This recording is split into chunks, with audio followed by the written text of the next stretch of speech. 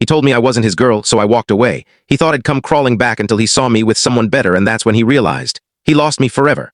Broken fire. Before we begin, don't forget to like and subscribe. It really helps the channel. My not-quite-boyfriend told me straight up that we weren't together, so I shattered him the only way I knew how.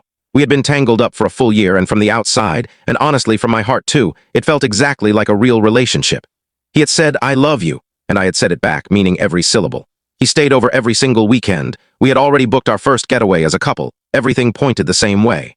Last Saturday morning on his birthday week, I carried pancakes to him in bed. He grinned like a kid, teased me for treating him like royalty, and said I was spoiling him rotten. I laughed and told him that's what you do for your man. He looked at me, still smiling, totally relaxed, and answered, "I'm not your man."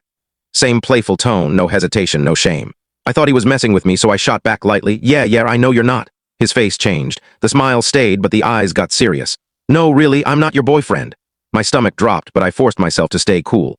"Then what are we?" I asked. He shrugged. "I don't know, amazing friends with benefits, I guess." After that, neither of us spoke. He finished the pancakes in total silence. Later, he asked if we were going to do anything that day. I told him I had cleaning and paperwork planned. He left an hour later. The second he was gone, I ran to the toilet and threw up. I cried so hard my ribs hurt for 2 straight hours and couldn't keep water down the rest of the day. That evening, he texted thanking me for breakfast in bed, telling me I was incredible. I left him on read. He called several times. I ignored everyone. At 10 p.m., my doorbell rang. I opened just enough to poke my head out and croaked that I had caught the flu and was going straight to sleep. He offered to stay in case I needed anything during the night. I said no, closed the door, and went back to pretending I didn't exist. Sunday, Monday, Tuesday, his actual birthday, I stayed sick. Short replies only. He never once mentioned the conversation again. Then Thursday, he wrote that he missed me terribly, that we hadn't gone this long without talking since the day we met, and he was losing his mind. He begged for dinner just to see me. I told him I was swamped. He pushed.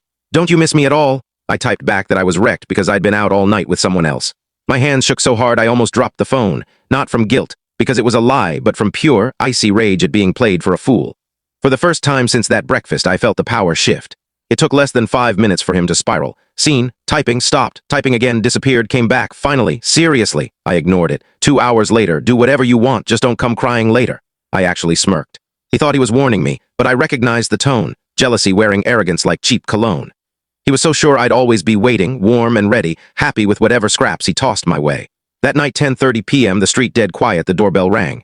My heart slammed against my ribs. I knew it was him. Nobody else shows up unannounced that late. I let it ring. Then soft knocks. Then harder ones. I crept to the side window. I can't share the full story here, but if you want the whole truth, the full video is in the description below. And don't forget to like, follow, and subscribe for more.